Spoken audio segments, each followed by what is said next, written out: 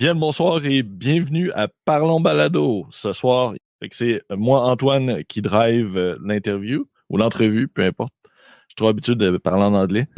Mais ce soir, j'ai avec moi Botrax. Oh yes! Moi aussi, j'étais un peu grippé. ça jamme un peu. Ben ouais.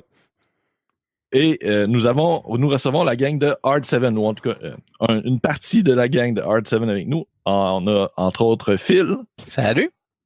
Et André. Hello! Et Dieu sait qu'il y a beaucoup de membres dans notre équipe. Ouais, vous êtes plus que ça d'habitude. C'est pas même compliqué. Pardon, balado. On veut parler de votre balado, de votre podcast. Donc, aux auditeurs, qu'est-ce que Hard 7? Oui, OK. André, on part de loin. Ouais, c'est ça. Donc, votre slogan est super facile. C'est le podcast de War Machine au Québec. Ça fait pas besoin d'être compliqué. OK, dis de même. Ouais, mais il faut expliquer c'est quoi War Machine, ça? Ah, ça aurait été ma prochaine question. Ouais. OK, bon, ben, on est le podcast de War Machine au Québec. Ça fait 2 ans dans quelques semaines. J'imagine que le cast va sortir, ça va pratiquement être notre anniversaire de 2 ans qu'on fait ça. On est donc le plus vieux et le seul qui dure, sans vouloir insulter la compétition. Mais il y en a une couple qui ont parti et qui ont pas tenu la route, malheureusement. Ça n'a pas de fédé rapidement. Excuse-moi? Ça n'a pas de fédé rapidement, les deux autres que j'ai en tête, là. Ouais, ben c'est ça, exactement. Ouais, ils ont fait double D, je pense qu'ils veulent encore continuer. Ils sont bien occupés. Puis Meta 3, ben c'est mort de sa belle mort, ça. Donc là, on a mentionné War Machine. Moi, je sais de quoi ça parle, vous l'autres aussi, mais la plupart que nos auditeurs, la plupart, n'ont aucune idée de quoi on parle. Est-ce que vous pouvez expliquer c'est quoi?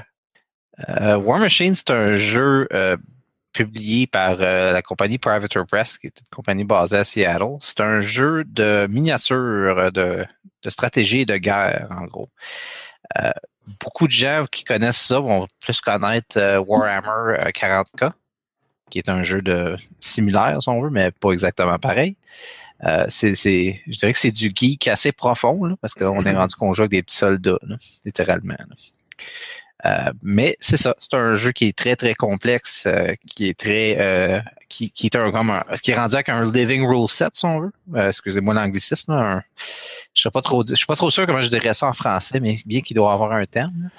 Une panoplie de règlements vivants. C'est ça, exactement. C'est que la compagnie fait toujours des changements aux règles, donc le jeu est toujours en évolution constante. Ils sont toujours mis à jour. C'est ça. Exact. Pour ceux qui sont habitués aux jeux vidéo, c'est un peu le même principe des patchs. Mm-hmm. Elle aime ça faire des patchs parce que les joueurs, justement, apprécient de voir leur jeu se faire balancer au fur et à mesure. C'est plus intéressant pour les joueurs, puis la compagnie en plus. Donc, ouais, c'est jamais mauvais pour la compagnie, ça. Non, c'est ça. Puis quand je dis que c'est du geek profond, c'est que quand tu commences tu vois ces sites de rencontres, tu parles aux filles, puis tu leur dis je joue aux jeux vidéo, c'est OK, je lis des comic books, OK, j'aime un gros Star Wars, OK, je pose des petits bonhommes sur une table.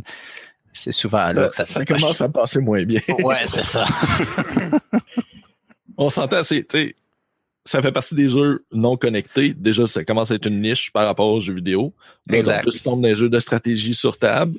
Et en plus, avec des figurines qu'il faut que tu peignes. Fait que tu passes des heures accroupi sur une table à te défaire le dos puis les yeux. Et après ça, tu vas y pousser contre d'autres mondes en magasin. Fait que, dans des tournois. Un mélange entre les jeux de société puis la peinture en général.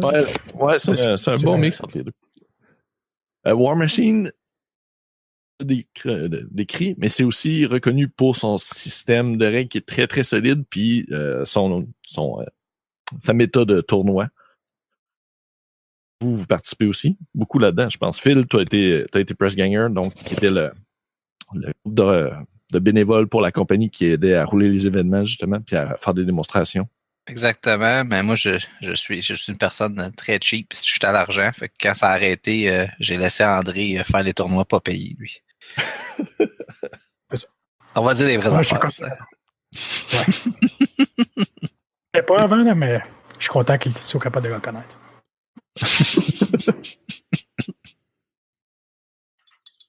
Phil et moi, on est tous les deux des gros joueurs compétitifs. Le jeu, en général, pour ceux qui connaissent Warhammer, qui est un peu plus, on appelle ça Beer and Pretzel, c'est-à-dire que un peu plus casual, un peu plus approchable comme environnement.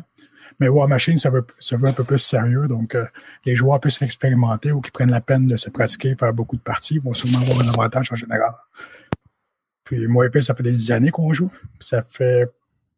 Moi, personnellement, je pense que ça fait 4-5 ans. Phil, je me souviens pas à peu près au même moment.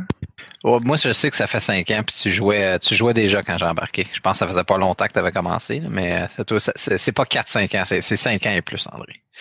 Ça fait quand même un petit bout qu'on joue. Puis on a suivi le jeu de façon minutieuse au point d'en faire un podcast.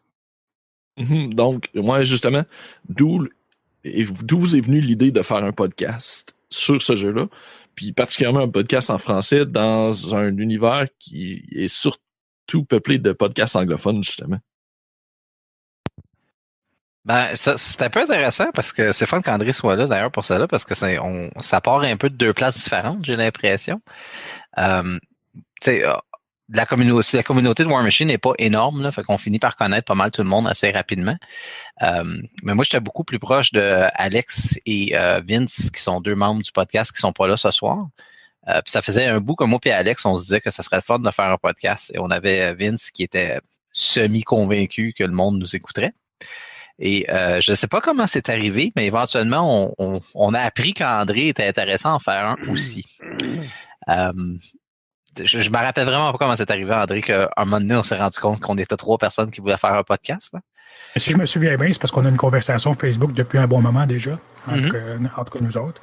Puis à un moment donné, je pense que j'ai juste abordé le sujet. Écoutez les boys, il n'y a pas de podcast vraiment québécois qui aborde War Machine en particulier, donc peut-être que c'est une bonne idée de le faire. Exact. Moi, je me rappelle que ça faisait longtemps que moi et Alex, on voulait en faire un, mais on trouvait qu'à 2, ça serait un petit peu trop circulaire entre 2 personnes. Fait que quand André a dit qu'il était intéressé, ben, hey, let's go, on part ça. Puis là, quand c'est l'effet de foule, si on veut, là, quand Vince a vu qu'on était 3, ben, il a dit OK, let's go, on embarque aussi. Puis ben, c'est ça qui a fait les 4 membres originaux. Puis je te dirais que la raison qu'on fait ça en français, c'est justement parce qu'on voyait qu'il n'y avait pas de... Parce qu'on est capable de parler anglais, c'est sûr qu'on a un accent, mais ça arrête pas nécessairement les gens, hein Antoine? Non, en effet. Exact. Puis on s'est dit probablement qu'il y aurait plus de gens qui nous écouteraient, mais il y avait pas de, il y en a pas vraiment de podcasts québécois justement ni francophones. Et on voyait aussi que un des problèmes d'un jeu qui est physique comme ça, c'est que tu vas jouer avec le monde de Montréal, tu vas jouer avec le monde de Longueuil, un peu le monde de Laval, tu sais. Mais après ça, tu as des gens qui jouent à Québec, tu as des gens qui jouent au Saguenay, tu as des gens qui jouent à Gatineau, tu en as qui jouent à Sherbrooke. Puis ça demande du voyagement pour se rendre. On se dit, avec un podcast québécois, on va être capable de tisser des liens entre la communauté, tu sais. C'était pour ça, dans le fond, qu'on est allé vers le français. Tout en sachant qu'on limitait notre audience potentielle en faisant ça. C'est une décision consciente. Là. On le savait. Ça. Ouais, ça la limite, mais ça la focus aussi. Fait que vous êtes plus certain d'avoir les écouteurs comme locaux. Parce que justement, c'est dans leur langue, c'est une méta qu'ils connaissent, donc ça va probablement plus les intéresser que si c'était plus général puis moins ciblé. Oui, parce qu'on aurait pu être genre le 55e podcast de War Machine puis juste être perdu dans la foule au complet. Là. Dans ce cas-là, on est... c'est étrange comme dynamique, justement. Puis j'imagine qu'on n'est pas les seuls qui vivent ça avec en étant un podcast québécois, justement. Non, ben justement, nous, avec Geeks of the North, ça a été une grosse discussion quand on l'a lancé pour savoir si on le faisait en français ou en anglais. Fait que je peux très bien comprendre que ça a été une réflexion de votre part aussi. Mm-hmm. Et à date, je pense que ça a très bien marché. Je veux dire, on a quand même tissé beaucoup de liens avec la communauté à peu près à travers du Québec. Puis je pense que le faire en français, on a peut-être perdu, je dirais peut-être 5-10 personnes au total, ce qui est quand même dommage parce que c'est des personnes qu'on apprécie. 5-10 personnes localement, genre des joueurs plus anglophones, mais qui font partie de la méthode. Okay. Mais par exemple, des personnes du Vermont, des personnes de Toronto qu'on connaît, qu'on se promène un peu. Des personnes 100% anglophones, donc qui ne comprennent pas en français, mais c'est malgré le fait qu'on a peut-être perdu une relation avec ces personnes-là, je trouve qu'on a fait la bonne décision en général, parce que des podcasts de War Machine, malgré que le jeu est petit, il y en a un peu moins en ce moment qu'avant, mais quand on a parti le podcast, il y avait une sélection de choix de toutes les sortes.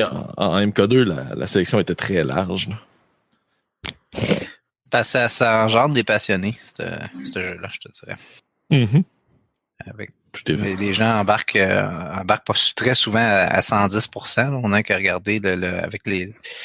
il y a des tournois qui sont internationaux maintenant, là, puis avec les médias sociaux, la communauté, on est capable de savoir exactement comment les gens pensent et comment les gens jouent leur game ailleurs dans le monde. Puis ça fait une communauté qui est très internationale, justement, honnêtement. Là. Oui, mon podcast préféré, en fait, il est australien. Aujourd'hui, ils ne font plus de podcasts, mais c'était vraiment mon préféré, puis c'est à l'autre bord du monde. Donc, mon Dieu, tu vas être content, mon André. Non, en tout cas, ils recommencent à pas venus, hein? Oui, mais le sujet qu'ils font en ce moment, c'est plus général que War Machine. Ouais. C'est vrai que malgré le fait que le monde est vaste, avec ce type de média-là en 2018, on est capable de... Peut-être pas nécessairement de parler avec les gens, mais d'écouter les gens au moins, au minimum. C'est quand même intéressant. Ouais, de connaître l'opinion du monde un peu partout, malgré tout. Exact. Tant qu'il y a une langue au moins commune de partage. Là. C'est presque avec l'anglais, on s'entend. Ouais, oui. L'anglais, c'est très passe-partout, honnêtement. André, tu parlais de ton podcast préféré. Justement, vos habitudes de podcast, ça ressemble à quoi? Est-ce que vous écoutez des podcasts locaux? Qu'est-ce que vous écoutez? Est-ce que vous écoutez seulement des podcasts de jeux ou vous écoutez d'autres genres de podcasts aussi? Je peux y aller en premier. Je vais peut-être être un des rares dans votre sélection d'entrevues, mais moi, personnellement, le fait que j'écoutais des podcasts de War Machine, entre autres, ça m'a fait un peu découvrir le monde de podcasting en général. Puis, un des autres hobbies que moi, je suis passionnément, c'est l'entraînement en salle, dans le gym, en fait. Mm-hmm. Puis, il y a beaucoup de podcasts à ce niveau-là. Donc, j'ai commencé justement à écouter toutes sortes de podcasts par rapport à ça, au niveau de la nutrition, au niveau de l'entraînement, peu importe. Un peu entre les deux. Il y a des semaines que je peux plus accéder à War Machine, il y a d'autres semaines que je peux accéder à l'entraînement. Donc, il y a quand même beaucoup de... En ce moment, je pense qu'il y a plus de podcasts que le monde qui écoute des podcasts, peut-être. Il y a beaucoup de choix sur le marché. Donc, il y en a pour tous les goûts. Puis moi, justement, j'en ai trouvé pour mon autre passion, qui est le gym. Très intéressant, ça. Phil? Moi, honnêtement, un point de vue québécois, malheureusement, à part, j'écoutais nos compétiteurs, si on veut, les autres podcasts de War Machine, mais comme tu as mentionné, ils ont pas de fadé. J'aime cette expression-là. Sinon, j'écoute le Geek of the North, vous autres, quand vous avez des sujets parce que vous êtes un podcast très, très... vous parlez beaucoup de wargaming et de jeux de plateau, de choses comme ça, mais vous touchez un peu à tout. Alors, je vous écoute vraiment plus. On parle du même type de jeu, mais on est généraliste, tandis que vous autres, vous êtes ciblés sur un seul jeu. Exact. Mais quand vous parlez de War Machine ou quand vous avez fait votre revue je pense que Age of Sigmar, qui est un épisode assez comique, en fait. Mm-hmm. Je les ai écoutés. Donc, je regarde le sujet, honnêtement. Je me rappelle d'avoir écouté votre premier épisode, puis c'est ça. Quand vous parliez d'un jeu que j'avais même pas entendu parler, je dois avouer que j'avais de la misère à rester intéressé. Sinon, j'écoute beaucoup de shows, des podcasts de culture populaire, personnellement. J'écoute Talk is Jericho, qui est c'est sur la lutte. J'écoute The Weekly Planet, qui est sur le cinéma, puis c'est ça, le cinéma, puis ça parle surtout des gossips puis des rumeurs de qu'est-ce qui se passe entre les studios puis des choses comme ça. Là. Genre, tel film va sortir, Ben Affleck veut plus faire Batman, etc. Là. Ça vient. Ben oui, c'est là que ça vient en partie. Puis, c'est pas mal ça. Talk is Jericho, puis Weekly Planet, ce que j'écoute. Sinon, c'est pas mal tout du War Machine, là, les classiques, là, Chain Attack, Oz Machine, Moose Machine, etc. Là. Les autres gros podcasts de War Machine, entre autres. Exactement. Il y en a plusieurs, des gros. C'est quand même le fun, parce que malgré le fait que si on regarde le nombre d'auditeurs et tout ça, on est vraiment plus petit que nous autres. Les fois qu'on les a rencontrés, les gars des plus gros podcasts, il y a comme une confrérie qui s'installe. Mm-hmm. Il y a une convention où on va à Toronto et on arrive là pour notre passe VIP, puis notre logo est sur la bannière avec les autres gros noms, puis tu sais. On est en Ontario, là. Il n'y a personne qui sait on est qui.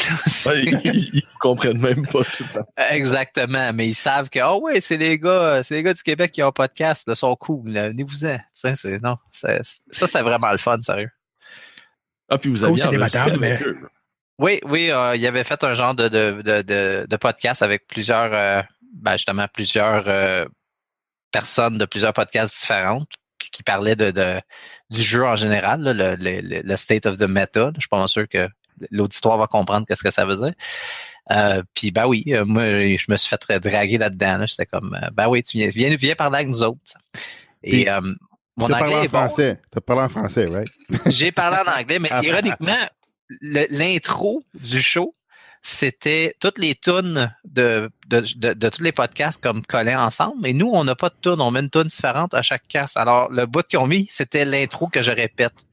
Fait que vraiment, t'as comme les tunes des 5 podcasts, puis après ça, t'as moi qui fais l'intro de R7 en français. Ça, je le savais pas, tu vois. On apprend tous les jours. Ah, ça, j'ai trouvé bien fun. Sans dire qu'ils ont écouté assez d'épisodes probablement pour voir c'est quoi leur tourne d'intro. Puis ils se rendaient compte qu'il n'y en avait pas un, mais ils ont réalisé que l'intro, c'est toujours la même. Fait que c'est ça. Ouais. C'est bien le fun. Et Vince, qui n'est pas sur le cast en ce moment, a fait un fou de lui-même parce que c'est une convention. Alors, il était complètement sous. Et il s'est fait mettre sur. Il s'est fait donner un micro, il savait pas ce qui se passait, puis c'était magique, sérieux.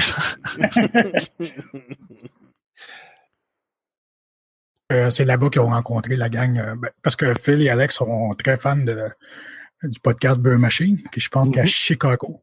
C'est un podcast qui mélange un peu War Machine, la bière, puis les jeux de rôle. Oui, à Toronto. Alex a enregistré avec eux autres par la suite, je pense. Oui, Alex a été. Vous les aviez reçus sur Art7, un des deux, je ne me rappelle plus. Ouais, nous, on a fait un épisode où c'est que c'était, on recevait 2 des membres puis on jasait. C'est le seul épisode de Art7 en anglais, en fait, où c'est qu'on parle avec les gars de. Et c'est aussi celui qui a été le moins downloadé, donc on a compris le message. Genre de loin, le moins downloadé. Qui est très, très québécois. Ouais. C'est surtout une façon parce qu'Alex, c'est un grand fan. Il est au point qu'il envoie de la bière carrément à leur équipe, là, de la bière ou de whisky québécois, sacrilège. Sortilège. Oui. Sortilège, oui. Sortilège. Donc, il envoie du sortilège aussi à l'équipe de Beer Machine. Donc, il est fan au point de payer une couple de dollars pour pouvoir shipper tout ça. Ah. Et que vous en écoutez pas beaucoup locaux, puis vous avez des sujets assez ciblés dans ce que vous écoutez. Est-ce que vous trouvez, ou même à l'international, donc que ce soit en français ou en anglais, est-ce qu'il y a des genres de podcasts ou des sujets de podcasts que vous seriez intéressés, que vous trouvez pas en ce moment, mais qui manquent selon vous dans le répertoire at large? Mon Dieu, je trouve qu'il y a tellement de podcasts, tellement de sujets que honnêtement, non. Je dirais. T'as juste à aller sur Google puis tu vas le trouver ton sujet. Cas du diable, puis c'est une idée justement que Phil n'arrête pas de répéter. Lui, il appelle ça le Lift 7. C'est comme une sorte de. Moi, dans ma tête, c'est une sorte de podcast qui mélange, mettons, l'entraînement de gaming. Parce que veut pas, il y a une certaine. C'est pas difficile physiquement de passer 8 à 10 heures debout, mais généralement, c'est difficile mentalement. Puis des fois, le monde il se nourrit mal, puis on a mal à la tête, etc. Mm-hmm. Ce sujet-là, en large et en détail, ça pourrait être intéressant. Pas que je le ferais, là, parce que ça ne m'intéresse pas à ce point-là. Je pense que c'est pas abordé beaucoup. Certains podcasts en parlent de temps en temps, parce que veut pas en arrière du joueur, il y a une machine, il y a un corps humain, donc il faut le nourrir. Puis il en parle de temps en temps, justement, de boire juste de la bière pendant toute la journée, c'est pas une bonne idée. Puis à la convention, c'est souvent ça qu'on fait. Heureusement, c'est pas une bonne idée. Donc, on répète souvent, justement, c'est bien beau de boire de la bière à la convention, mais hydratez-vous, buvez de l'eau en masse. Puis, c'est un des trucs que tu répètes souvent quand vous parlez de convention prep ou de tournament prep, d'avoir de l'eau, d'avoir quelque chose à grignoter, puis quelque chose d'énergique, mais pas de la scrap. Là. Ça, là, dit de même, parce qu'on peut juste jouer au petit bonhomme. Mais faites n'importe quelle activité pendant 8-10 heures. Ne prenez pas de snack ou vraiment mangez très peu, puis vous allez voir que ça fait toute une différence. Parce qu'on est un peu habitué, je pense, dans la vie de tous les jours, de consommer de la nourriture à peu près aux 3-4 heures. Par le déjeuner, lunch, souper, etc. Mais quand tu vas dans une convention, quand tu vas dans un tournoi, c'est pas le même horaire. Donc, il y a beaucoup de monde qui finissent un peu maganés. Ah oui, surtout les grosses conventions. Comme je me rappelle, quand on a atteint BoldCon, il n'y a pas de pause pour les repas dans un tournoi. Le tournoi peut durer les gros team tournaments à 96 équipes. Des fois, ça allait à 6 rounds, 7 rounds. Puis t'as pas de pause. Fait qu'à moins d'avoir le temps entre 2 rounds parce que t'as une game qui s'est finie plus vite pour aller chercher quelque chose à grignoter. Hein. Pour te dire, Tonio, quand j'ai commencé à organiser des tournois dans le coin, ça me fâchait que le monde insistait d'avoir une pause dîner. Ouais, t'étais trop habitué au format convention. C'est quoi ça, une pause dîner? De quoi vous parlez? Là, tu mangeras si t'as le temps, là, ça finit là. T'sais. Fait que c'est pour ça que maintenant, les tournois qu'on fait, on commande de la bouffe. Donc, les joueurs n'ont pas besoin de sortir du magasin parce que c'était une énorme perte de temps, ça. Là, ça limite la durée de la pause. Ouais. Exact. Puis là, finalement, la communauté est rendue à un point où il n'y en a plus de pause dîner. La bouffe est commandée. Fait que tu manges, la plupart du temps, tu as le temps, honnêtement, parce qu'il y a comme on arrange notre horaire de même, là, mais il n'y a pas comme une pause de dîner d'une demi-heure, 1 heure. Là, c'est fini ce temps-là. Là. Fait que ça va très vite maintenant, les tournois. On est rendu rodés pas mal. Mais bon.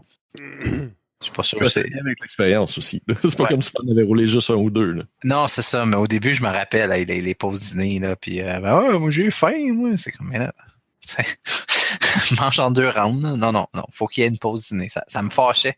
Honnêtement. Mais bon, baby steps, I guess. Hein? Éventuellement, tu te rends à un point où c'est que les gens... Si tu pousses la culture d'un certain bord, ils finissent par...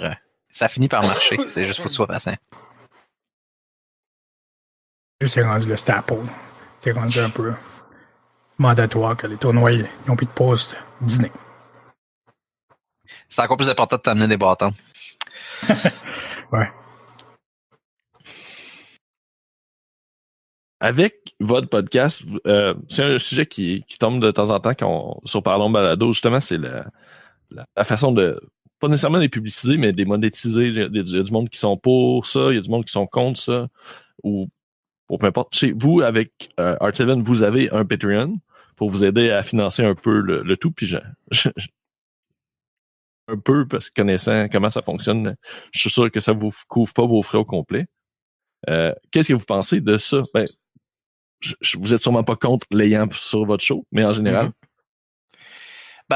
Originalement, la raison qu'on a parti ça, c'était un peu un concept de on veut pas nécessairement faire de l'argent, mais on veut pas que ça nous coûte quelque chose.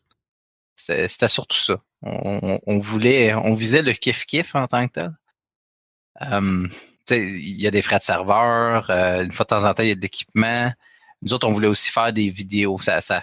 C'est un genre de projet embryonnaire que je suis pas sûr qu'est-ce qui va arriver avec un jour, là, mais on voulait faire aussi des rapports de bataille vidéo, donc filmés, mis sur YouTube. Ça a été mis en pause avec le cancer d'Alex. Exactement, avec le cancer d'Alex, ça a été mis en pause. Je fais ça à la blague, là, Alexandre. Alex, leur autre co-host, n'a pas réellement eu un cancer. C'est juste ce que vous utilisiez comme raison, terme, en attendant que ça soit plus dévoilé plus tard dans le show. On a vraiment eu du millage sur ce joke-là aussi, Tonio. Parce que Alex, en gros, il a embarqué dans l'armée. Alors, il a pas été capable d'enregistrer des casques pendant un bon 6, 7, 8 mois facile. Donc, on a fait un genre de casse d'adieu où c'est qu'on a dit que la raison, c'est qu'il y avait le cancer. Mm-hmm. Et là, il revient au casse ludique ayant perdu genre 40 livres et il n'y a plus de cheveux. Ah, puis il y a du monde qui n'avait pas compris ça. Ben, 100%. Il y avait du monde qui venait parler, là, tout l'air, tout déçu, tout triste, puis quand ça va-tu bien, t'es-tu correct? Les gens étaient convaincus qu'il y avait le cancer pour de vrai, là. Pas que le cancer, c'est drôle, mais le contexte, oui. L'environnement qu'on a abordé, c'était correct. C'était comique. C'était une bonne passe, ça. OK, ça, j'avais pas su qu'il y avait des gens qui avaient cru réellement. Oui. Ça avait été quand même relativement assez rapidement. Pas c'est le mélange des choses. Mais c'était subtilement mentionné que c'était pas vraiment ça. Mais c'est parce qu'on n'a jamais vraiment confirmé pendant un bon moment qu'il n'y avait pas le cancer qui était dans l'armée. Mm-hmm. Puis quand il est revenu, comme Phil l'a dit, il avait perdu 40 livres puis il était rasé. Et à croire que c'était finalement vrai. Ouais. Mais... Parce que Alex était une personne, il y avait des bonnes poignées d'amour, on dira. Fait que l'armée, il a fait perdre tout ça. Mm-hmm. Fait que la différence, puis le fait qu'il y avait des cheveux, puis là, des coups, il n'y en avait plus, tu sais, c'est un peu qu'est-ce qu'on s'attend de quelqu'un qui a le cancer, ouais, il revient d'une chimio, puis Puis c'est ça. Puis là, ça fait des mois qu'ils l'ont pas vu, puis il est là, puis il est tout maigre, puis il a plus de cheveux. Puis ben oui, il y a beaucoup de gens qui pensaient qu'il y avait c'était vrai. Moi, je trouve ça... Je suis peut-être une mauvaise personne, mais j'ai vraiment trouvé ça hilarant. Ouais, on n'a pas insisté là-dessus. Là. C'est comme une phrase de temps en temps qu'on disait. Là, mais... Ouais, à part le show en spécial de Dieu, c'est vrai que c'était pas si mentionné que ça. Mais bon, oui, c'est ça. On a quand même des coups, là, mais ça, le but, c'était vraiment, c'est ça. On voulait pas que ça nous coûte quelque chose. Et on a été chanceux, je dirais, ou peut-être qu'on a finalement réussi à faire du stuff de qualité puis le monde sont contents, je sais pas. Mais récemment, on a eu beaucoup de Patreons qui ont embarqué et on est en train de réalistiquement regarder à comme ça rembourser les dépenses de 2015. Ah, ça commence. Ouais, non, c'est fou. Ouais. Il y a un peu d'arriérage, mettons. Oui, exactement. Parce que juste les frais de serveur, ça nous enlève pas mal d'argent par mois. Puis après ça, on a acheté des lumières, on a acheté une caméra, fait que oui. Mais le but du Patreon pour nous autres, c'était vraiment juste que ça nous coûte rien. C'était pas. On n'a jamais été allé sur l'optique de faire de l'argent. Enfin, André, je pense que t'es d'accord. Là. T'as quand même mauvaise optique. Moi, je pense que vous étiez réaliste surtout. Ouais. Exact. Tu ne payes pas de War Machine pour faire de l'argent. On va se dire, là, je vais juste aller à ma job à la place. Ouais. Mais en même temps, moi, j'ai zéro problème avec ça. Je veux dire, éthiquement parlant, là, si tu as un sujet ou un casque qui est assez populaire et assez intéressant pour que tu fasses de l'argent avec, tant qu'à moi, c'est comme go for it. Je vois pas de problème à ce que tu sois un podcaster semi-professionnel. J'ai des gros doutes qu'il y a un podcast québécois qui est capable de faire assez d'argent pour faire vivre quelqu'un, honnêtement. Là.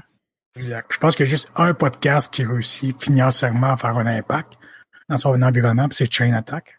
Et la grosse raison pour ça, c'est parce que l'un des podcasters, il y a un magasin carrément de figurines et autre chose. Donc, il utilise un peu le podcast comme une plateforme pour une plateforme de publicité son marketing pour son magasin. Ouais, exact. Puis il fait du très bon contenu. Donc, en plus, c'est bon. Mais il utilise son podcast comme publicité, puis ça a l'air de marcher. C'est assez, comment dire, je m'en ai dit humbling. Puis là, le mot en français m'échappe, là, mais j'ai regardé le dernier chiffre, là, puis le dernier épisode, il a été downloadé 5000 fois. T'es comme, ouais. c'est un petit peu plus que nous autres, tu sais. 200, 300 joueurs au Québec, peut-être, gros max. Ouais, ça doit pas être beaucoup plus que ça. Il écoute pas nécessairement tous votre show non plus. En plus, ouais. Ouais, lui, est-ce qu'il le fait en anglais ou en français? Lui, c'est en anglais. Sont en idéal. Ouais. OK, fait que vous autres, forcément, parce que vous êtes en français, vous avez forcément un auditoire qui est québécois, j'imagine. Fait que vos chiffres, là, vous parlez que lui fait 5000, j'imagine que vos chiffres sont pas tout à fait des mêmes... non, on est vraiment, vraiment, vraiment loin de ça. Là. Parce qu'on avait même, originalement, on avait essayé, on s'était dit, il y a une communauté française, on va essayer de pousser ça en France, puis ça n'a pas marché vraiment. L'accent québécois n'est pas très plaisant pour l'oreille française, j'ai l'impression. Ah, c'est ce que j'allais demander. Avez-vous des auditeurs français? On avait quelques downloads au début, mais ça a lâché très rapidement. Tu sais, il y a l'accent, il y a le bilinguisme, on utilise les expressions québécoises à un moment donné. Ça... Puis je ne sais pas si en France, ils utilisent les thèmes français pour leur jeu, mais en tout cas, War Machine, ça se veut en anglais. Oui, le jeu en France est joué très en français. Il y a des traductions. C'est juste pour la France qu'on n'a même pas ici au Québec en français le jeu. Tandis qu'en France, il est produit en français. Parce que je sais pour Warhammer, justement, ils ont quand même beaucoup de stuff français. Mais War Machine, en général, c'est anglais. Anglophone, peut-être 99% du monde. Donc, tout à fait. C'est sûr que ils ne doivent pas nous comprendre en général quand on parle de quelque chose. Ouais, tous les noms que vous utilisez sont en anglais, l'accent, ça commence à faire une plus grosse barrière.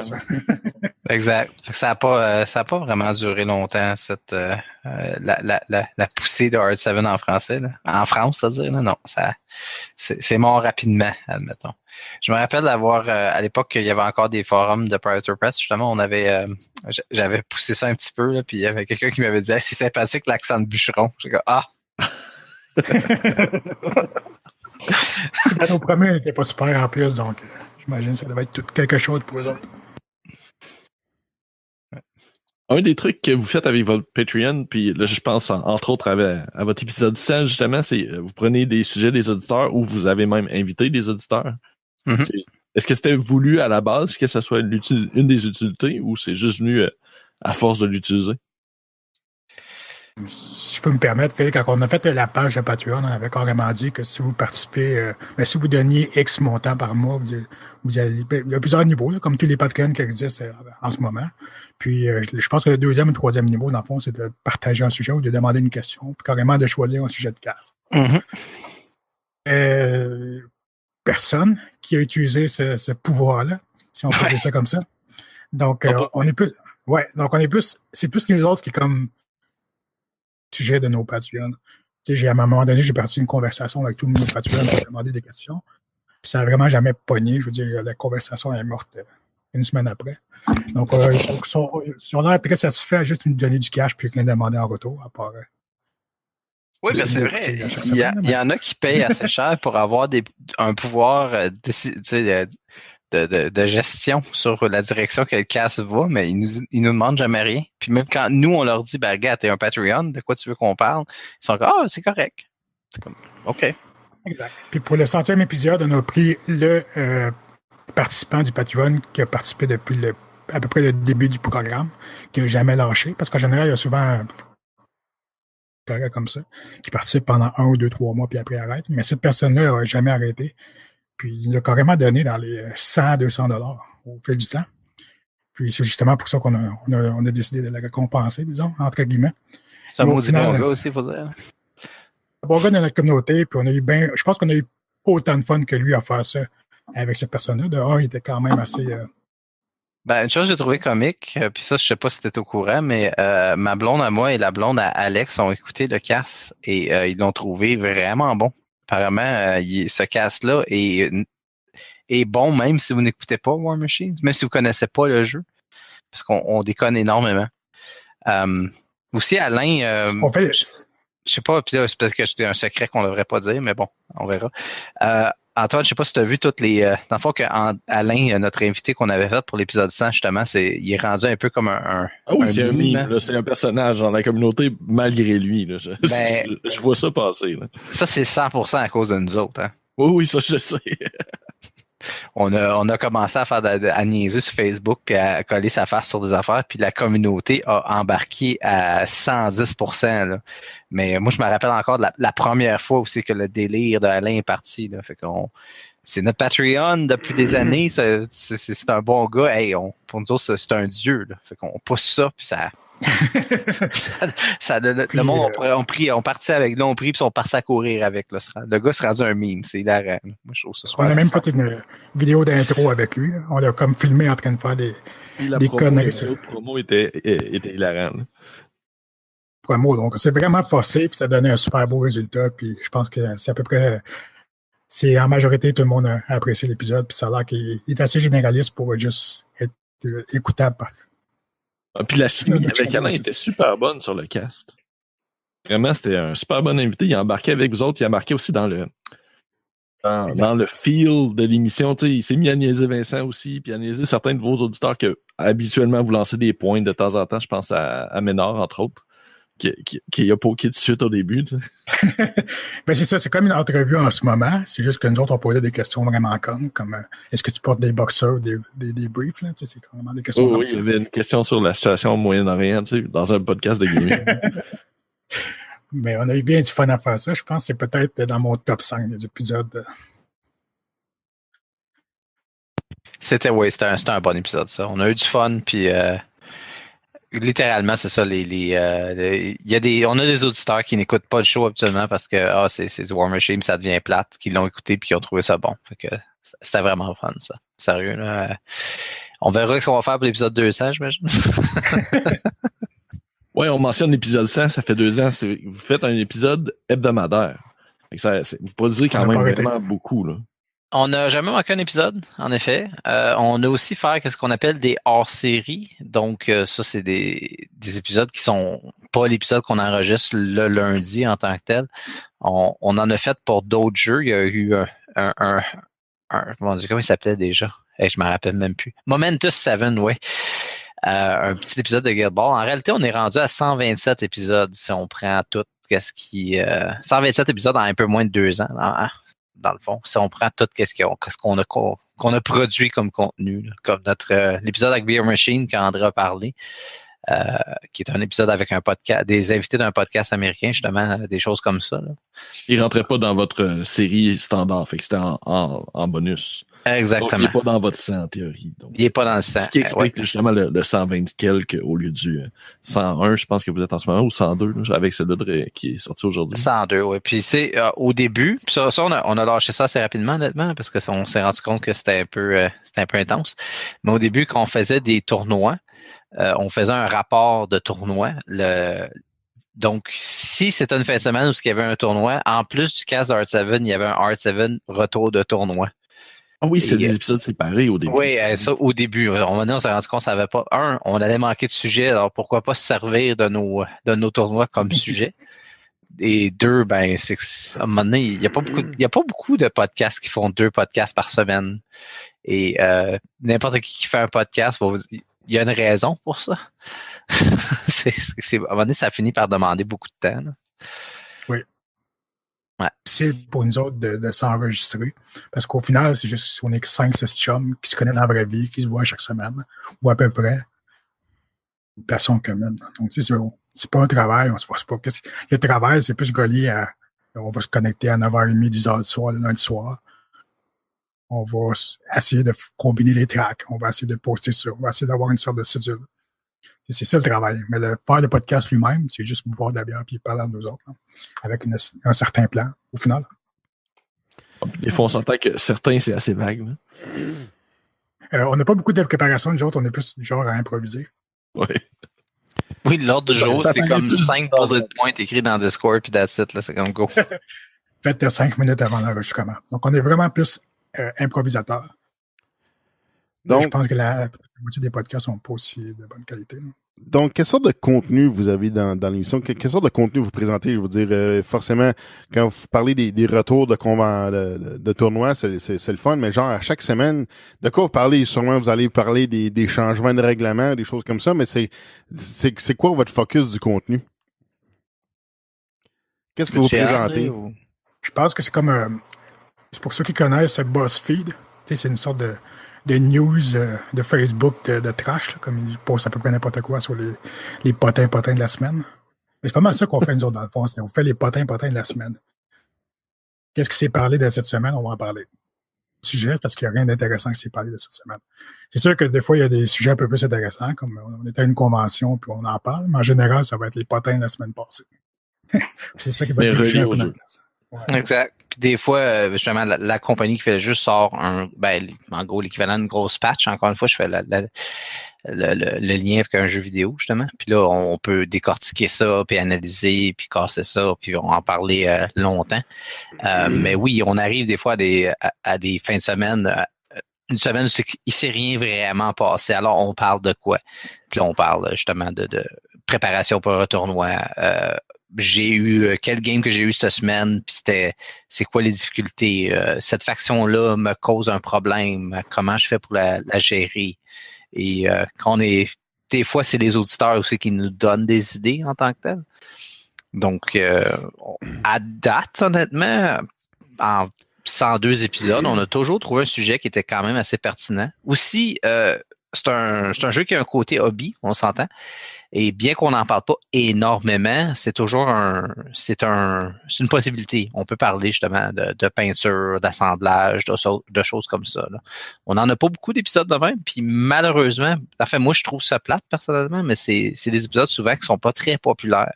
On en a fait une couple d'épisodes où on parlait littéralement de peinture, de hobbyisme.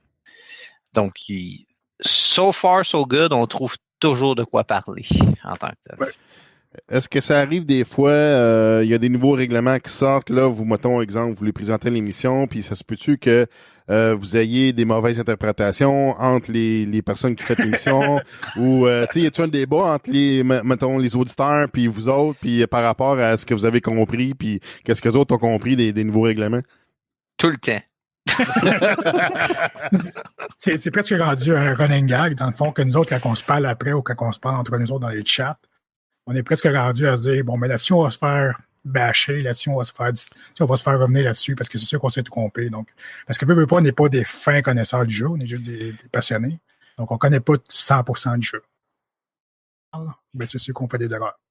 Puis le monde, il aime ça. Il y a aussi le fait que, comme vous enregistrez à tous les semaines, vous n'avez pas beaucoup le temps pour absorber le nouveau stock qui sort non plus.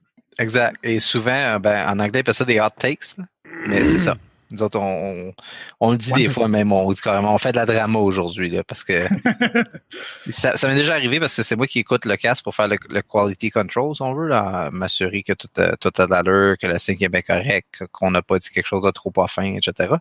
Et des fois, juste en écoutant le casque, je suis comme, wow, c'est juste le lendemain, là, puis je me rends compte que qu'est-ce qu'on dit, ça n'a aucun sens, là.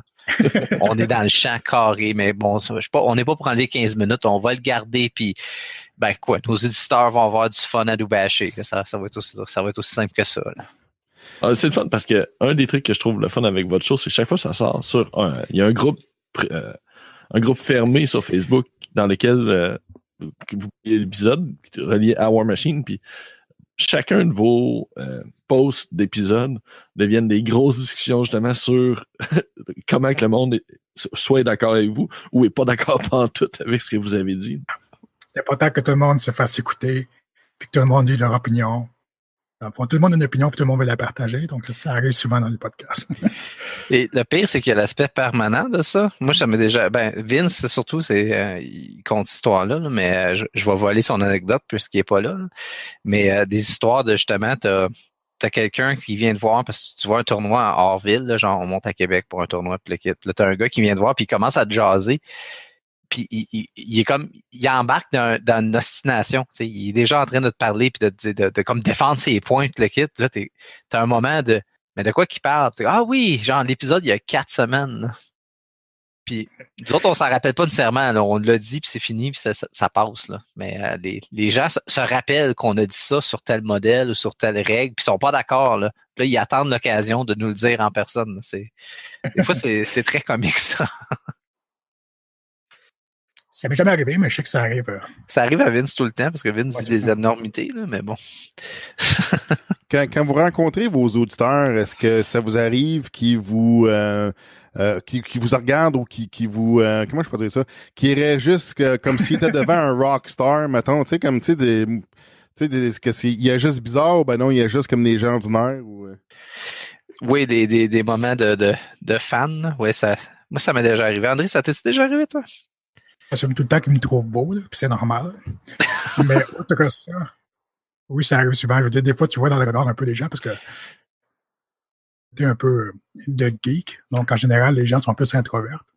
Nous autres, à force de le faire, c'est sûr qu'on devient un peu plus extrovertis, entre guillemets, avec l'idée. Mais tu vois des fois que les gens se demandent si on est la personne du cast. Phil s'est fait reconnaître dans un magasin en jouant à des board games qui n'avait pas du tout rapport avec le podcast, mais par le simple fait que les joueurs présents connaissaient notre podcast, mais ils ont reconnu Phil. Puis, oui, ça c'était littéralement au début du cast, puis oui, on jouait à King of Tokyo, qui est un board game assez populaire, peut-être vous le connaissez, je ne sais pas. Je pense que Tony le connaît, du moins. Oui. Puis c'était un tournoi de King of Tokyo, c'est qu'on pouvait gagner le Space Penguin, le personnage spécial. Là. Puis moi, ma blonde, on y va justement, puis let's go, on a du fun, puis le kit. Puis éventuellement, on était assis à une table, puis on jouait à King of Tokyo, puis il y a un des gars qui me disait « il est vraiment bon, votre casque. » Puis là, c'était genre l'épisode 10. Fait que c'était vraiment particulier. Là. Moi, je suis devenu rouge, je savais pas quoi dire. Ma blonde, elle m'écoeure encore avec ça. T'sais. Ouais. Mais je pense que le plus drôle de ça, c'est pas nécessairement que nous autres, on se fait le connaître, mais qu'on fasse le connaître certains des membres de notre communauté. Dans le sens, il y a 2-3 joueurs que nous autres, on insulte souvent. C'est nos chums dans la vraie vie, donc on se le permet. Mais ces personnes-là qu'on insulte, qu'on mentionne souvent, ils se font reconnaître quand ils vont au Québec, ils se font reconnaître quand ils vont à Sherbrooke. Donc, c'est comme, hey, c'est toi le fameux X ou c'est toi la fameuse personne Y. Donc, ils se font reconnaître simplement parce qu'ils se font écouter sur notre podcast. Puis, il y en a qui le prennent mieux que d'autres, mais c'est quand même drôle de voir ça. Justement, tu as mentionné Ménard. dans le fond, plutôt Antoine, mais Ménard, sa réputation est faite dans la province au complet. Là. C'est comme... Aussi simple. Mais tu vois, lui, il le prend bien. Il y a une autre personne qu'on fait juste parler de lui, puis lui, il est pas si gênant, introverti, puis il aime pas ça se faire. Il aime pas ça quand les gens viennent le voir et disent « Hey, c'est-tu toi, le Jean-Nicolas, qui parle dans le casque? » Il a envie de mourir quand ça arrive. Ouais, c'est ça. Il veut qu'on le laisse tranquille. Le nom Hard 7, ça vient de où? C'est parce que vous étiez 7 à faire le cast originalement, ou c'est un nom de clan, ou c'est quoi? Joke de pénis, mais si tu oublies la joke de pénis, carrément, parce que le jeu se joue avec des dés, des D6, puis on en lance souvent 2. Sur 2 D6, c'est 7. C'est la moyenne que tu devrais avoir en général sur un lancer. Mais les gens, c'est pas ça qui arrive, la moyenne. Pour ceux qui connaissent un peu les statistiques, c'est pas parce que la moyenne, c'est ça que tu vas lancer ça. Tu vas avoir des hauts, tu vas avoir des bas, puis si tu fais sur un longue durée de temps, tu risques d'avoir une moyenne de 7. Nous autres, on s'est juste appelé Hard 7 parce qu'en général, quand tu as besoin d'avoir la moyenne, tu l'obtiens jamais. Pas, ouais. C'est bon, mais pour faire cette attaque-là, pour réussir à finir la game et tuer le général de l'autre, il faut que je roule un 7. C'est la moyenne. Je devrais l'avoir, mais tu ne l'auras pas. Donc, c'est ça. C'est c'est une expression qui est en anglais. En fait, en anglais, je pense que c'est pour le crap, le jeu de casino. Puis, je pense que c'est un hard 6 en réalité, en fait, au crap. Mais nous autres, l'expression est très, très, très utilisée en anglais aussi pour dire qu'on va rouler un hard 7, ce qui veut dire réussir à avoir le fameux 7 qu'il faut que tu ailles. Donc, c'est vraiment ça. D'ailleurs, le logo de hard 7, ben, c'est le 2 et le 5 qui est le 7 le plus commun en plus. Donc, c'est ça. D'ailleurs, je me suis déjà fait dire qu'on se prenait nos chandails de Hard 7, toute la gang, André, là, qu'il y avait du monde qui pensait qu'on était des gamblers, littéralement. Parce que c'est une expression qui vient originalement du jeu crap, là, le jeu que tu joues au casino où tu pitches des dés. Là. Chose pendant ce podcast-là. Fait quand vous jouez à War Machine, c'est quoi pour vous autres, c'est quoi qui vous passionne, c'est quoi qui vous fascine du jeu War Machine, mettons, comparativement, mettons, à, je sais pas, Monopoly ou jouer sur Xbox ou, tu sais, c'est quoi qui vous attire dans ce jeu-là ou en fait, c'est un hobby, tu sais, parce qu'il y a des figurines et des choses comme ça, puis j'imagine vous avez des petites maquettes de terrain, des affaires comme ça, là. Toute la kit, ouais. Ouais, c'est ça. Fait que c'est quoi qui est fascinant? C'est quoi qui vous fait triper là-dedans? C'est-tu le système de jeu? C'est-tu vraiment les figurines, l'hobbyiste? C'est-tu tout combiné? Tu sais, le jeu, y a-tu quelque chose dans le jeu, le gameplay comme tel, le système de jeu? C'est quoi qui est vraiment trippant là-dedans, là, pour vous autres? Là? Je vais tester aller en premier, Phil. Ben, en partant, il y a quelque chose qui est tactile et physique qui manque. Moi, je pense pas qu'il y a de monde qui joue au wargame, qui joue pas un minimum aux jeux vidéo aussi, on s'entend, là. C'est pas deux mondes à part, là. Mais il y a quelque chose de tactile et de physique qui est vraiment le fun, qui est vraiment différent. Aussi, la plupart de ces jeux-là, veut pas, il y a comme un système de mesure, dans le sens que si ton personnage va bouger de 6 pouces, c'est tout en pouces, là, on s'entend, là, mais le personnage va bouger de 6 pouces, va avoir une attaque à 8 pouces, des choses comme ça, qui n'existent pas vraiment dans les jeux vidéo. Puis, moi, j'aime ça, utiliser le spatial awareness, si on veut. Le jeu aussi, dans le temps, quand j'étais plus jeune, j'étais un joueur d'échecs et je considère War Machine comme étant les échecs sur stéroïdes, littéralement. Parce qu'au lieu d'avoir juste un certain nombre de pièces, des pions, les tours, les chevaliers, les fous, etc., t'en as 250 pièces différentes. Là. Ça finit plus, puis ils en sortent toujours. Puis en plus, tu choisis ce que tu veux utiliser à chaque partie. C'est pas comme si tu avais un set précis comme aux échecs. Exactement. Fait que c'est ça que j'aime. Tu joues ton tour, il joue son tour, puis ultimement, qu'est-ce que tu essaies de faire, c'est de outwit puis de outplay ton adversaire. Ça, je trouve ça vraiment le fun. Moi, j'aime beaucoup les RTS quand je joue à des jeux vidéo, des choses comme ça. Puis sauf que ça, c'est physique. Puis t'as aussi le contact social. C'est assez commun qu'après un tournoi, on va prendre une bière toute la gang ensemble, des choses comme ça. Là. Ça fait des amis. qui sont, je te dirais, plus, puis là, je vais peut-être me faire des ennemis en disant ça, là, mais plus réels que les amis que tu te fais dans des jeux qui sont purement en ligne. Là. J'ai joué à WoW pendant plusieurs années, puis quand j'ai arrêté de voir, j'ai pas mal perdu le contact avec tout ce monde-là. Fait que t'aimes la complexité stratégique. J'aime la complexité stratégique rajoutée au fait que, veux pas, c'est un hobby social. Quand on joue, tu as vraiment un être humain devant toi. Là. Et ça, c'est un autre sujet que je rajouterais. Puis André, il me donne la misère parce que moi, je fais ça. Là. Mais c'est un peu comme l'élément du poker. Parce que le fait que tu as une personne en avant de toi fait que tu peux bluffer. Fait que tu peux le faire dans la direction. Parce que veux pas, qu'est-ce que ton adversaire pense que tu vas faire est à peu près aussi important que qu'est-ce que toi, tu vas faire. Fait que c'est pas juste le jeu, c'est la lecture sociale de l'autre aussi. Tout ça. En tout cas, moi, je trouve que c'est vraiment profond. Puis c'est pas unique à War Machine. Il y en a plusieurs autres Wargames. Mais War Machine, le jeu se veut être un jeu balancé, un jeu fait pour la compétition. Tandis que plusieurs des autres jeux de table sont plus... L'idée, c'est comme André mentionné plus tard, c'est beer and pretzel. C'est la fin de ta journée, la fin de ta semaine, tu veux prendre ça relax, tu te ramasses avec ton chum, tu prends une bière, tu mets des chips, puis vous jouez, puis c'est pas vraiment grave. On fait juste pitcher des dés, puis avancer des bonhommes sur la table. Puis c'est correct, ça. Mais moi, j'aime le côté cérébral, puis intense. C'est pour ça que je chasse les tournois. Là. Je suis tout le temps en train de faire des tournois tout le temps. C'est mon hobby principal. Là. Ouais. C'est ça pour moi. Personnellement, il y a un peu des deux, comme un peu moins le côté stratégique que Phil. Je sais que Phil est vraiment plus axé sur le côté stratégique. Dans ma vie de tous les jours, c'est ça que je fais, l'analyse de contexte, c'est ma job comment. Donc, l'analyse de situation, l'analyse de stratégie, appliquer ta stratégie, avoir une conversation avec ton adversaire au niveau de ta stratégie, ça, c'est très, très, très le fun. Puis c'est une c'est peut-être le plus gros avantage de War Machine, justement, parce que les stratégies sont diverses, complexes. Donc, prendre ton temps, comprendre une situation, puis l'appliquer, ça, c'est comme il y a un certain feeling de moi, enfin, en anglais, là, rewarding, c'est un peu feeling de victoire, justement, que tu as réussi à appliquer quelque chose sur la table. Ouais, gratifiant, c'est ça. Mais c'est vraiment plus le côté social, c'est le fait que tu as une personne de l'autre côté de la table qui fait que le jeu stratégique, il se veut plus le fun.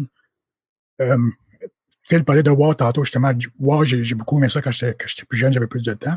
Mais qu'est-ce que j'aimais beaucoup de War, c'était pas nécessairement le jeu en tant que tel, mais c'est le fait que quand tu faisais un event, quand tu faisais un raid, tu étais 40 personnes sur Skype ou peu importe le TeamSpeak, puis tu avais du fun avec 40 personnes en général. C'est comme la communauté autour de ça. Puis ça, c'est vraiment plus ce qui m'attire, moi, du jeu.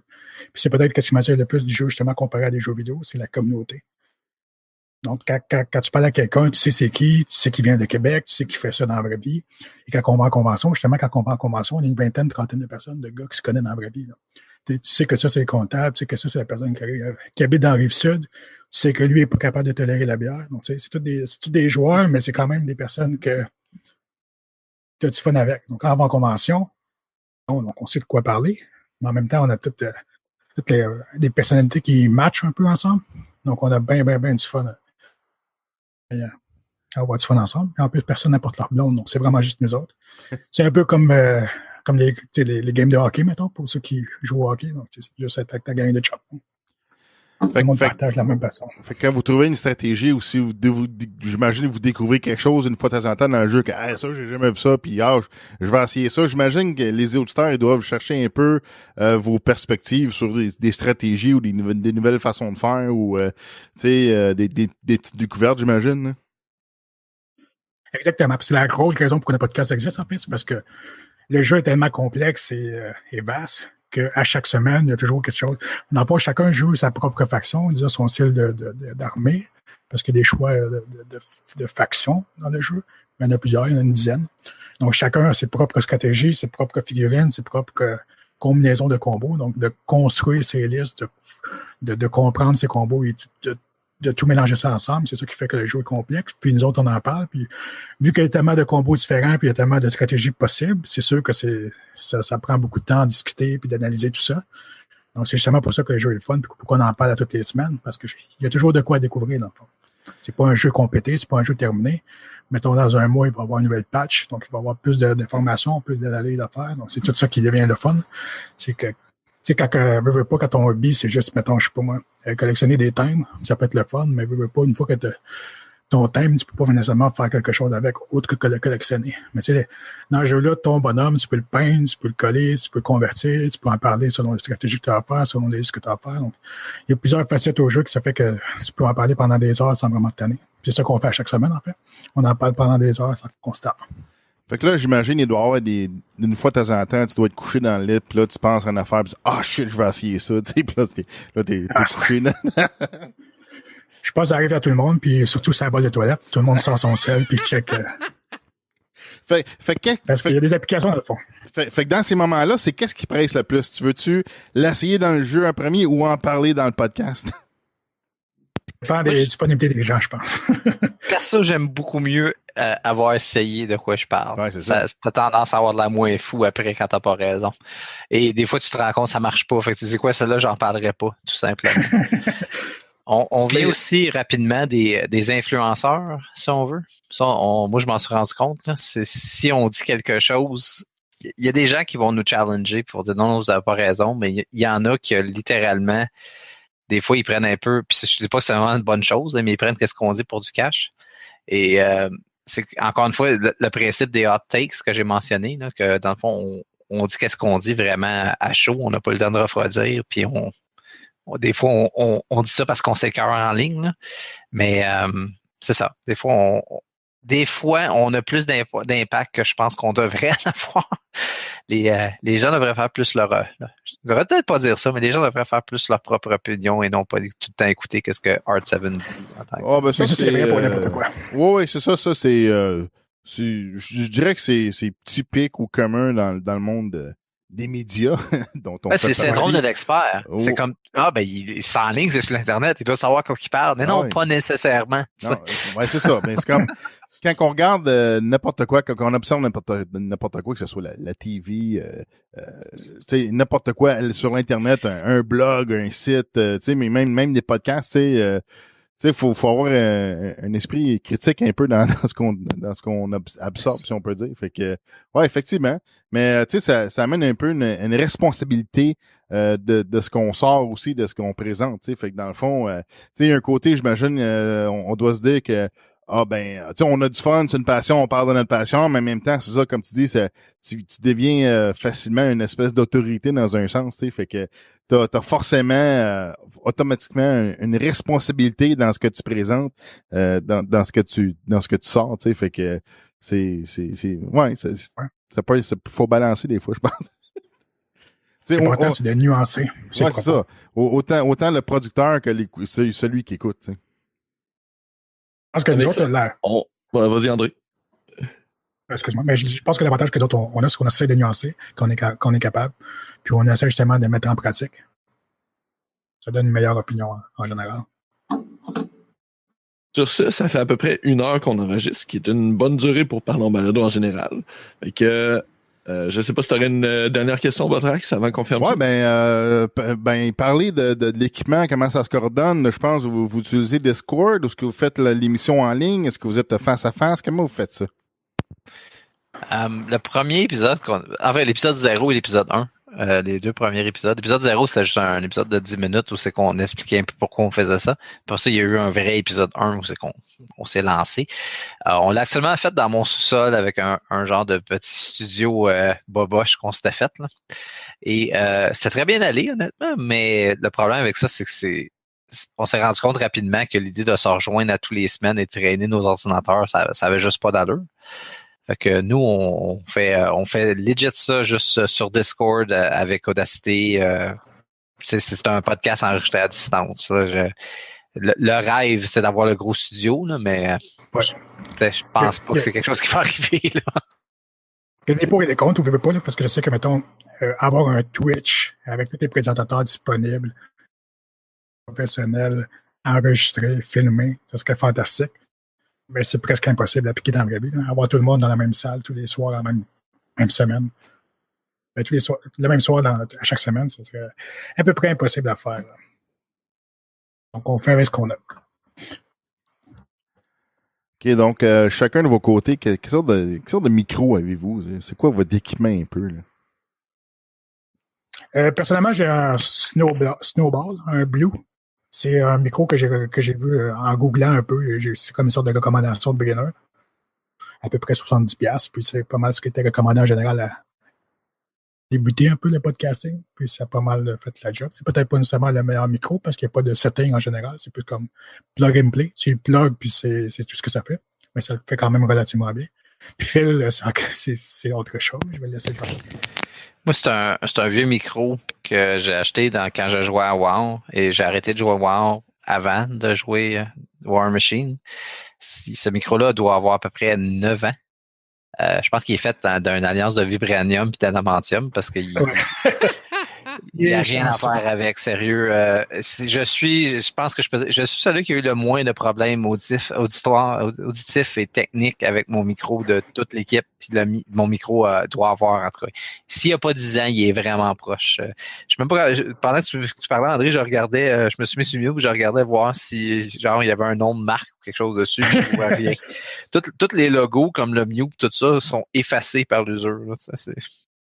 Mais bon, il fonctionne encore. Fait que, c'est celui qui devrait avoir plus de problèmes, mais qui fonctionne encore 100%. Ouais, il est magique, ce micro-là. Je vais être vraiment triste quand il va mourir. Il faudrait revenir au commun des mortels. Ouais. Ben, ça sort quand même bien là, dans l'émission. Ça sort vraiment, on dirait, un micro adapté pour la voix. On dirait qu'il limitait la voix. Comme je te dis, j'ai aucune idée. Je peux même pas dire c'est quoi la marque. Là. C'est vieux, là, sérieux. L'équipement électronique, habituellement, ça dure pas 10 ans. Mais oui, je sais pas. Peut-être que ça dépend du pays d'origine. Oui. Un micro made in Canada. C'est exact. Fait que quand vous enregistrez comment, puis votre montage est fait comment? C'est-tu enregistré live ou vous faites un montage? On enregistre individuellement chacun. On enregistre sa propre track chacun. Pourquoi on fait ça? Ça fait parce que on a trouvé ça très compliqué d'enregistrer les voix de tout le monde en même temps. Ça prend une sorte de mixeur, puis je pense que c'est ça que tu as comme setting, toi, justement. Mais nous autres, de notre côté, on trouvait ça un peu trop compliqué pour nous autres. Donc, on a juste décidé de s'enregistrer chacun de notre côté, puis de faire une sorte de mixing à la fin de ma part. C'est surtout pendant mes heures de lunch que je fais ça. On essaie de faire le moins de travail dessus puis de le sortir le plus rapidement en général. Vu qu'on le sort une fois par semaine, donc on n'a pas beaucoup de temps en général pour le sortir. Oui, à titre d'information, cette émission est enregistrée, en fait, c'est chez moi avec un mixeur. Donc, moi, tout le monde est sur Discord, j'enregistre dans le mixeur. Donc, moi, j'enregistre la sortie du mixeur. Donc, on verra ce que ça donnera, mais c'est différent de ce qu'on fait normalement sur Parlons Balado, qui effectivement, je pense qu'il y a des tracks séparés pour les enregistrements. Donc, toutes les tracks sont gérés séparément dans du multitrack. Là, fait que c'est pour cet enregistrement, c'est un peu différent. En fait, habituellement, avec par exemple Balado, on utilise Zoom, qui est un logiciel d'audio, qui fait un peu l'équivalent du mixer. Toutes les tracks rentrent dedans, puis ça fait une sortie unique à la fin. Fait que c'est un peu l'équivalent de ton mixer, mais version logicielle. Ouais, c'est intéressant ça. Nous autres, on a essayé plein de choses. On a vraiment essayé plein de choses. On s'est cassé les dents dans plein de choses aussi. Puis au final, on s'est juste rabaissé à étudier Audacity de chacun notre bord. C'est ce qu'on fait aussi avec Geeks of the North. C'est ce qu'on a trouvé qui était le plus efficace, surtout quand on avait des tracks qui étaient de qualité différente. C'était plus facile de les travailler individuellement que de travailler une batch, dont une que l'audio marchait moins bien. Fait que, là-dessus, ça va clore le tout. Merci beaucoup, Botrax, d'avoir fait l'entrevue avec moi. Merci, Phil et André, d'être venus. Ça fait plaisir. Notre traditionnelle question de fermeture pour le show. Qu'est-ce que vous aimeriez comme tune de fin pour le show? On se bat-tu pour la tourne, André? Ou... moi, je propose qu'on donne chacun une suggestion, puis on va laisser le choix aux deux messieurs et nous autres. Ça me va. Où on mettra les deux? On verra si ça rentre sur la c'est clairement toi qui vas gagner si on les a choisis. C'est pas mon problème, ça. Donc, allez-y. Moi, ce serait Bottom Feeder de Parkway Drive. Et pour moi, c'est Chicken Attack de Shmoyoho. C'est une sorte de petit groupe YouTube bien comique. Parfait. Fait que je vais garder ça de mon côté. Au pire, je vais vous redemander les noms après l'enregistrement pour être sûr que j'ai la bonne affaire. Puis, juste avant qu'on ferme, vouliez-vous juste nous shooter les réseaux sociaux sur lesquels on peut vous rejoindre, puis répéter le nom du podcast ou l'URL de votre site web, peu importe. Ce que vous avez comme information pour que les gens puissent vous rejoindre, puis aussi pour qu'on puisse l'ajouter dans le document de l'émission. André, tu es notre expert en médias sociaux, fait que... Donc, justement, vous pouvez nous rejoindre sur Facebook. Le nom, c'est Art7. Je vous conseille de juste regarder sur Facebook et pas sur Google, parce que vous allez peut-être avoir autre chose de moins intéressant. Sinon... Safe search. Sinon, notre podcast se situe sur art7.podbeam.com. On utilise Podbeam, c'est pas mal fantastique. Et je veux aussi mentionner qu'il est aussi disponible sur Balado Québec. Pour les gens qui voudraient, qui utilisent cette plateforme-là pour écouter leur podcast. Donc, merci à nouveau tout le monde et au plaisir.